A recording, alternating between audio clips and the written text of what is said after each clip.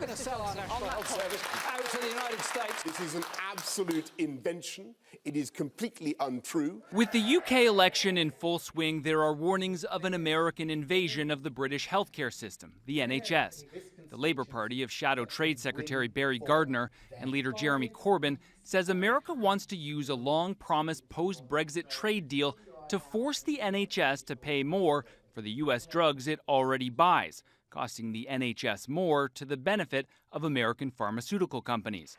President Trump believes that if other countries, like the UK, pay more for U.S. drugs, it will lower prices for Americans, who pay vastly more than the British.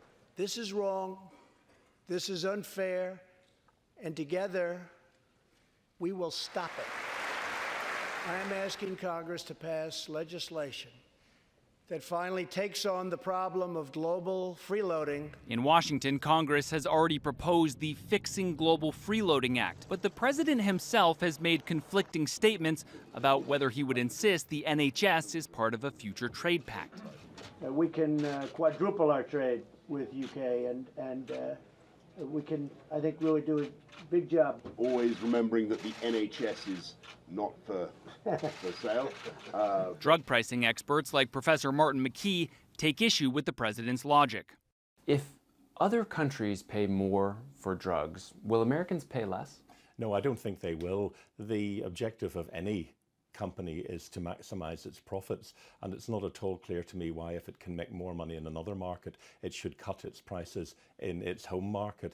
A trade deal may not help bring down U.S. drug prices, but it seems Labour is hoping the threat of the NHS for sale will help them get elected. His toxic Brexit trade deal with Trump could hand over $500 million a week of NHS money to big drug corporations.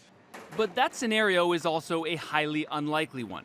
The stunning figure, £500 million per week, is based on a worst-case scenario from researchers who roughly calculated the cost to the NHS if it paid American drug prices. Their so far unpublished work was featured in a British documentary. Do you think that's likely? Well, it won't be with the Labour government, of course not, because we would oppose that. We would never agree to a trade agreement that did that. But Boris Johnson has said he opposes it as well. No, Boris Johnson has used weasel words, as he always does. Boris Johnson compared Labour's claim to the Loch Ness Monster. Professor McKee doesn't buy it either. I don't see how that is going to happen. The money simply is not there. There may be some increase in expenditure, but we're not simply going to translate American prices to here. Because that, he says, would sink the British health service and perhaps the chances of any trade deal at all. Scott McLean, CNN, London. House Democrats moving one step closer to impeaching President Trump, building their case that he orchestrated a plan to withhold military aid and dangled a White House meeting in exchange for Ukraine announcing investigations into his political rivals. Multiple Democratic sources telling CNN they're hoping to wrap up by Christmas, including holding proceedings before the House Judiciary Committee, drawing up articles of impeachment against Trump and holding a vote on them. We'll regroup next week and talk about the steps moving forward. But their investigation has hit some roadblocks, with the White House and State Department both stonewalling Democrats from accessing important documents and having access to top administration officials allegedly involved in the scheme. What I would like to see happen next is that Ambassador Bolton and Secretary of State Pompeo do exactly what the very brave and courageous people who worked for them did, which is to step forward and put patriotism for their country ahead of their own personal interests. Still, Speaker Nancy Pelosi says they have enough evidence to press forward. No, we're not going to wait till the courts decide. We can't wait for that because, again, it's a technique. It's obstruction of justice, obstruction of Congress. House Republicans disagree. I think we've had enough. I think it's time to shut it down. The truth, the whole truth, and nothing but the truth, so help you God. In the last hearing of the week, former White House national security official Fiona Hill described Ambassador Gordon Sondland's role in Trump's actions towards Ukraine. He was being involved in a domestic political errand, and we were being involved in national security foreign policy, and those two things had just diverged.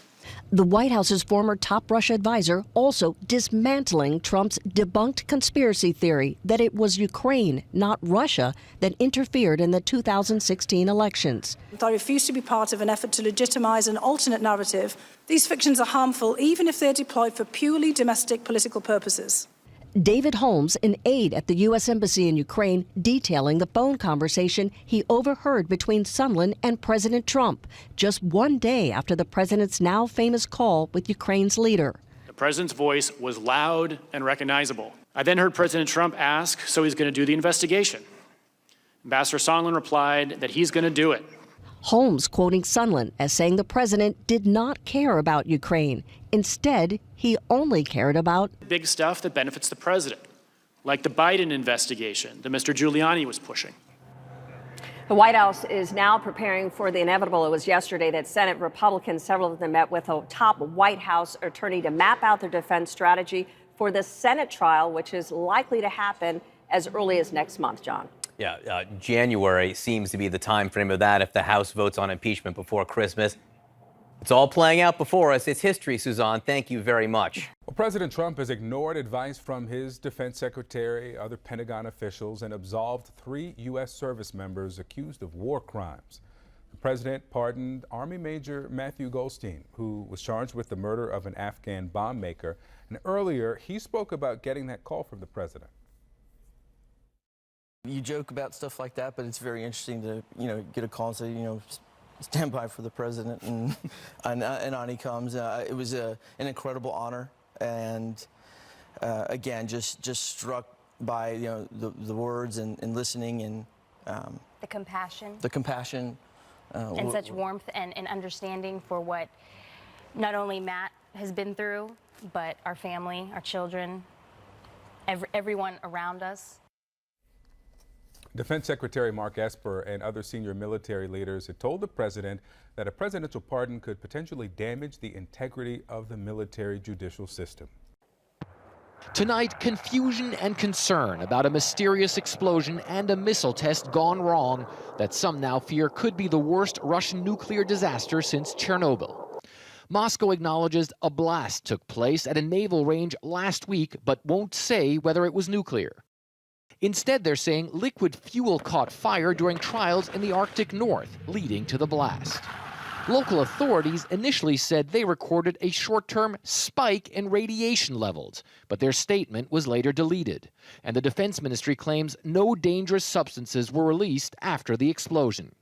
But tonight, experts tell CNN satellite images appear to show that the Russians have sent a special nuclear fuel carrier ship to the area. That ship is used to carry nuclear fuel, and Russia in the past has used that ship to transport the radioactive reactor unit from the nuclear-powered cruise missile. Russia's state-run nuclear agency did admit that 5 of its employees were killed in the blast. A chain of tragic accidents happened, although our preliminary analysis indicates they were fighting to get the situation under control. Unfortunately, that failed.